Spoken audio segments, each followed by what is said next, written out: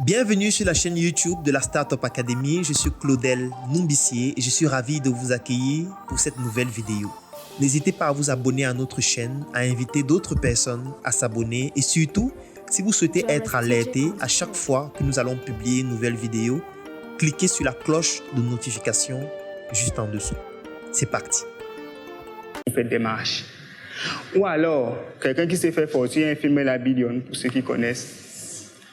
Qu'est-ce qui s'est passé lors de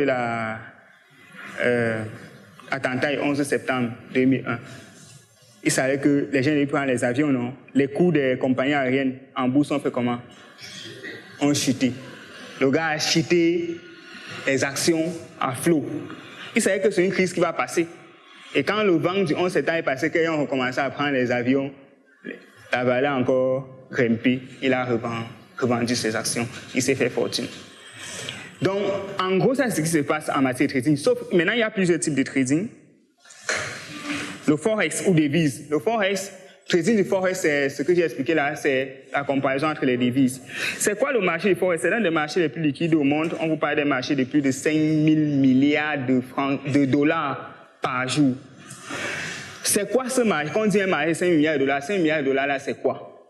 Je prends peut-être zone euro contre dollar. Il va dire que, par exemple, le truc, mais là, c'est le domaine qui m'oblige à parler de ça. Je prends, chaque fois que quelqu'un quitte la France, vous avez l'argent dans votre, qui allait essayer de faire certaines transactions sur Internet du franc CFA en dollars dans une carte Visa. Il y a des conversions, n'est-ce pas? Et la conversion, ce compte de débit dépend de la valeur du dollar. Donc, quand quelqu'un quitte la zone euro, a son argent en euros, que ce soit dans son compte ou bien dans sa carte de Visa. Dans sa carte Visa, oui. Et qu'il achète peut-être un billet d'avion aux États-Unis.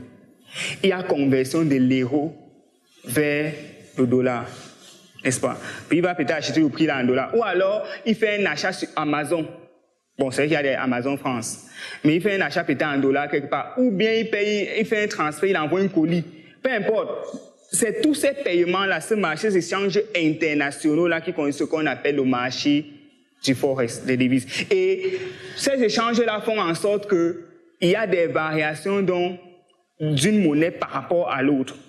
Le nombre de personnes, ça va avoir le nombre de personnes ayant converti leur euro en dollars et vice-versa, le nombre de personnes qui ont converti le dollar en euros. C'est tout ça. Et maintenant, c'est pareil avec que ce soit euro, Chine, euro, dollar, Chine, euro, ainsi de suite, dollar canadien, dollar américain, dollar canadien, livre sterling, euro, ainsi de suite. C'est tout ça qu'on appelle le marché du forex. C'est pour ça qu'on parle de 5 milliards de dollars, parce qu'il y a tellement d'échanges internationaux chaque jour qui passe. Les gens font les achats. Ça, c'est pour ce qui est des devises.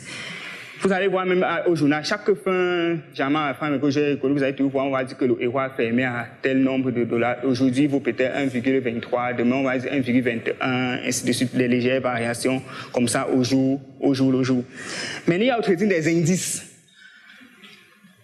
Les indices, c'est quand on vous dit peut-être l'indice du Nikkei, l'indice du Nasdaq, l'indice du Tantan. Vous voyez les plateformes financières là. Il y a des indices, vous pouvez parler dessus. Quelqu'un peut voir que le Nasdaq se porte très bien, il parie que, ou bien peut-être une entreprise va entrer en bourse. Le Nasdaq fait principalement dans les valeurs technologiques.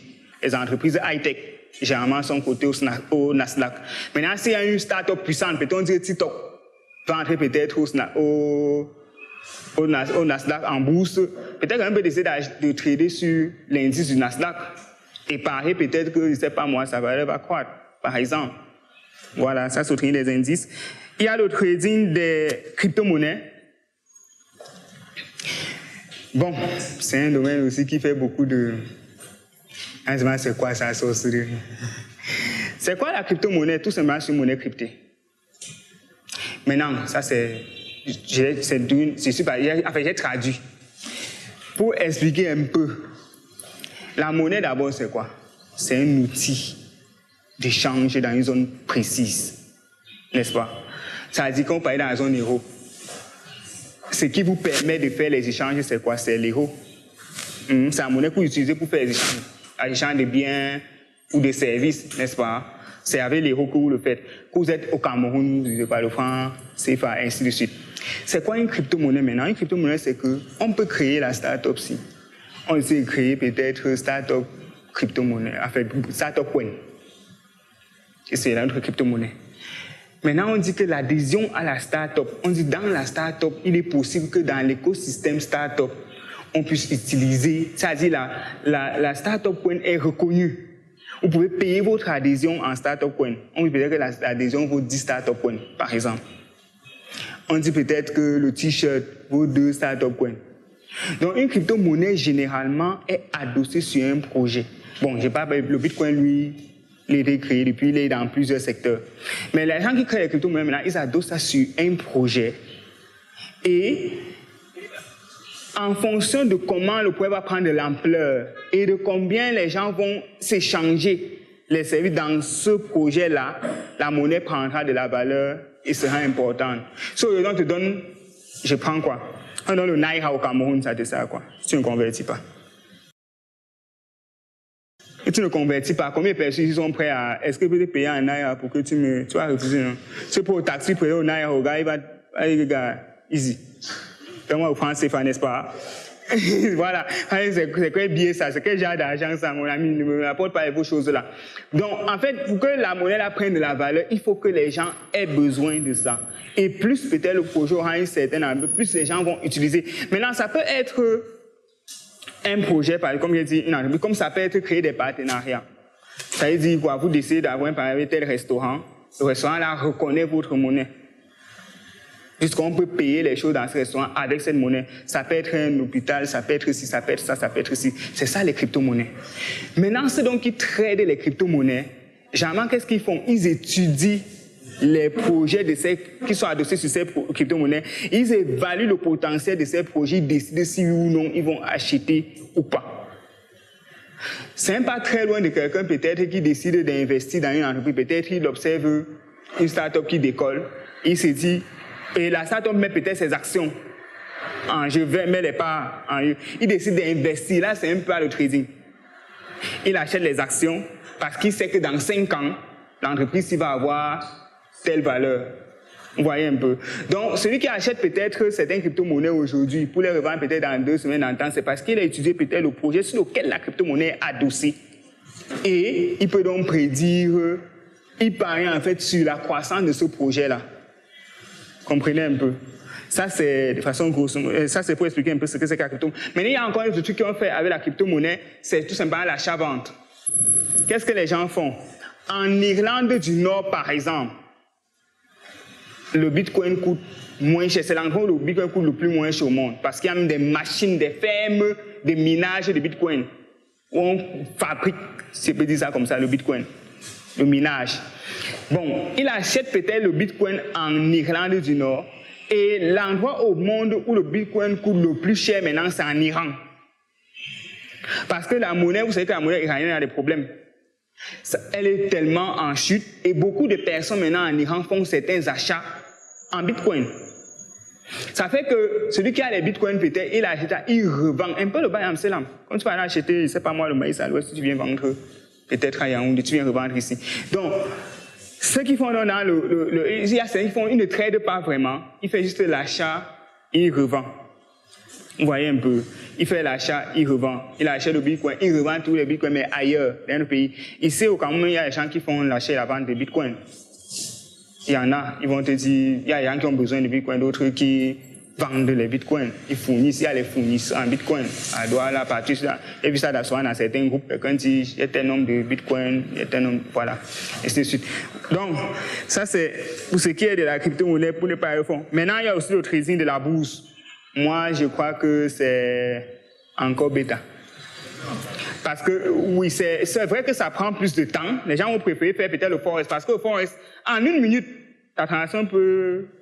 Tu peux décider d'acheter un truc en 1 minute. Après 1 minute, tu revends. Hein. Mais ça ressemble au Jambo. C'est où vous allez voir certaines personnes dire que le trading, c'est le hasard. Mais la bourse est encore pas ça. Pourquoi? Parce que la bourse, c'est tout simplement faire quoi? Acheter les actions d'une entreprise et les revendre de temps en temps. Oui, c'est relativement moins subjectif. Parce que quand j'ai dit les échanges là, c'est vrai qu'il y a des sites qui permettent de mesurer le flux des échanges et tout pour analyser et puis dire, bon, le dollar va peut-être quoi par rapport à l'euro et tout. Mais à part les événements spéciaux, comme il y a dit la dévaluation, il y a eu des trucs comme le Brexit. Lors du Brexit, il y a des gens qui se sont fait des centaines de millions. Parce qu'ils avaient parié dans le bon sens, en disant que l'Angleterre va quitter et du coup la livre sterling va chuter. Vous voyez, depuis là, elle est passée depuis de 800 à 700 quelque chose, elle a dégringolé complètement avec le Brexit. Donc, à part les événements spéciaux comme ça, où certains traders se font un max d'argent, au quotidien, là, ce n'est pas évident dans le marché du forex de se faire certains fonds. C'est souvent très délicat. Tu peux même parier qu'il y aura tel chose et puis demain, un seul discours de Noël, un seul tweet.